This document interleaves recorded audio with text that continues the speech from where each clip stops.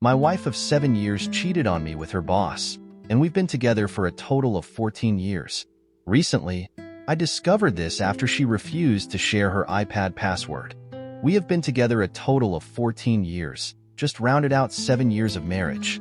During this time, we built a beautiful family, a beautiful life together, moved into a beautiful home, shared many beautiful memories.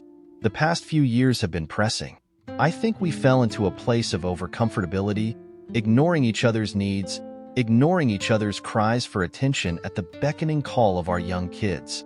I found out on Saturday morning when I asked for her to set up an app on the iPad and she refused to share her password, then accused me of trying to read her messages. I was gobsmacked at the accusation but pressed her before she told me that she didn't want to see a conversation between friends that discussed our marriage woes and considering divorce. She said it was more venting than anything, but it would hurt. It didn't add up, so I pressed some more. Asked for the whole truth. She crumbled and said she kissed her boss one time due to lack of attention. I was upset, hurt, but understanding of the need.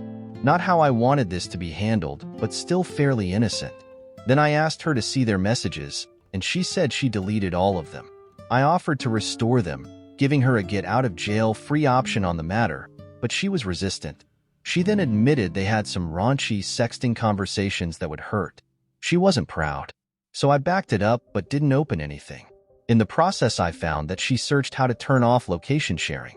I asked her about it, and she admitted she drove to his house the night prior, a little buzzed, but intentions unsure.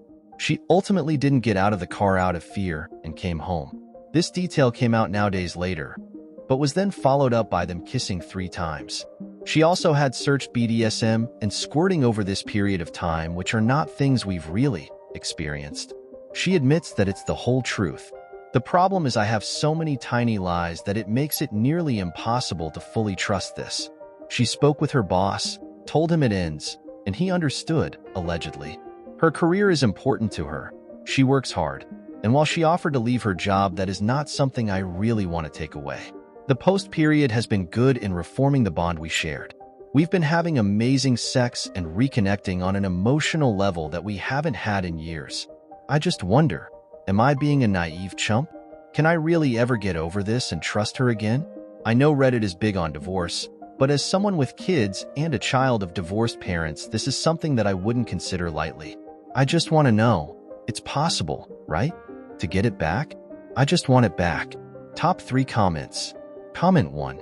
Yeah, I agree with this statement. I'm sorry, dude, but you need to wake up and smell the deception. The only reason she is acting like horny girl to you now and behaving is because she is hoping to rug sweep the issue and love bomb you to get you to forget the whole situation. She obviously had sex with her boss and is not telling you the whole truth. And the fact that she would even hide her conversations and text messages from you shows she doesn't see you as a partner. End it, man, before it becomes worse. There are plenty of other girls out there who would never treat you this way, and you have a responsibility as a parent to your kids to showcase how to deal with cheaters. I doubt you want them to know they can have a free pass if they cheat or their partners cheat. Yes, you are being a naive chump. This period of sexual and emotional reconnection is called trauma bond. You still don't know the full truth, and probably never will. You don't need to.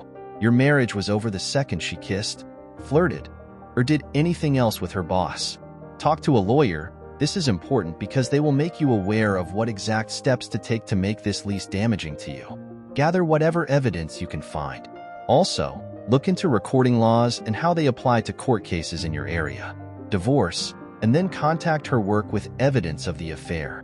This is because alimony is usually based on what you both make at the time of divorce, not afterwards. If she gets fired, your payments shouldn't change.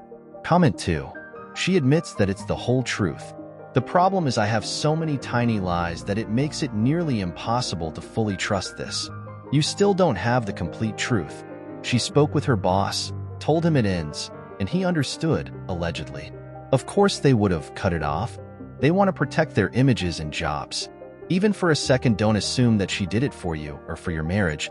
She did it all only to protect herself and her AP. The post period has been good in reforming the bond we shared. We've been having amazing sex and reconnecting on an emotional level that we haven't had in years. You're being overly compensated in order to make your rug sweep this affair. If you fall for it now, you're likely to get hurt again as she will learn how to manipulate you. I just wonder, am I being a naive chump? Sorry to say, but you certainly are acting like one. I can understand that this was something that you were not prepared for, and your family is something that you wouldn't want to lose. But my friend, you have to understand that she was the one that broke your family.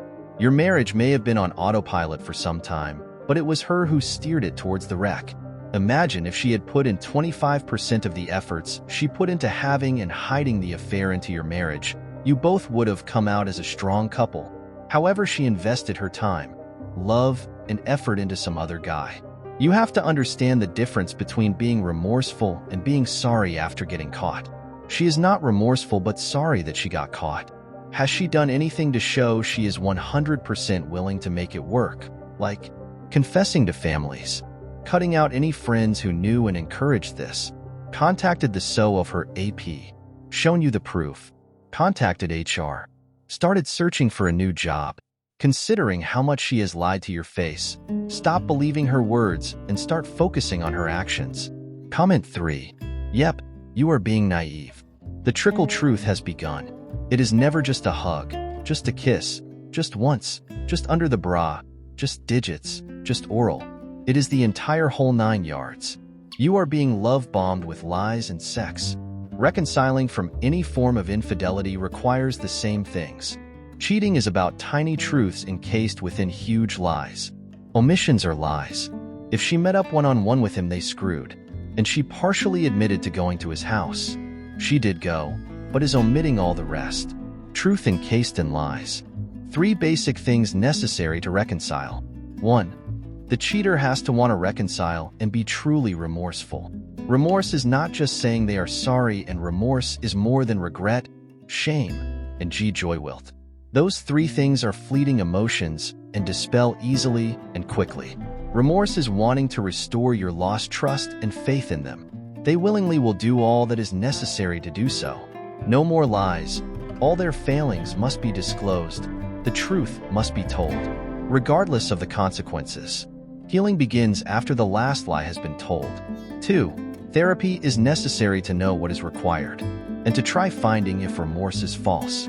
The therapist will help finding what went wrong in the cheater and the relationship. 3. The affair partner has to be told they were a mistake and the cheater is now choosing you, and the affair partner cannot contact them ever again. Best if it's done in front of broken partner, to hear and see it happen. And know there is no such thing as doing it in private nor for closure. And no contact means none. They cannot continue working together or being in anywhere together, period.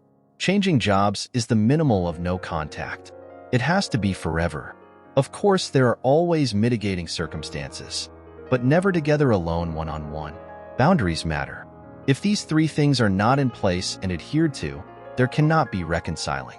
Think about it.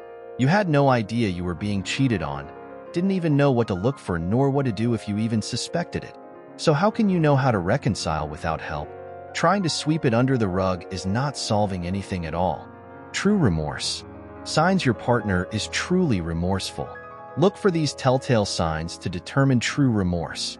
And not only do they apologize, and often, but they also openly express what they're apologizing for. They don't make vague statements or blanket apologies. They show their remorse by doing things that they feel will lessen your pain. It's about both words and actions. They hold themselves accountable rather than relying on you to do so. They are more concerned with your feelings than their own. They are willing to do whatever they need to do to move forward, whether that's seeking couples therapy or honestly answering any questions you might have for them. They are on board with any action you need them to take. They take full responsibility for their actions. There may have been problems in the relationship, but even if your SO felt unloved and unwanted, they're the ones who chose to cheat. Despite this, you'll know they're remorseful if they don't make excuses or place blame on anyone except for themselves. Their cheating won't be about something you did.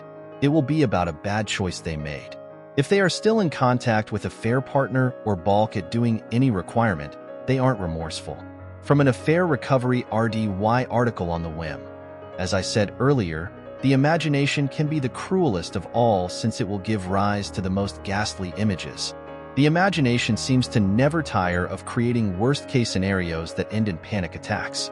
In order to break out of the funhouse, your spouse must be involved. This is not optional, it is a requirement.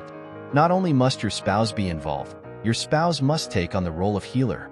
Your spouse must set aside all their pride, their embarrassment, their entitlement, their ego, and their undesire to be secretive in order to help you.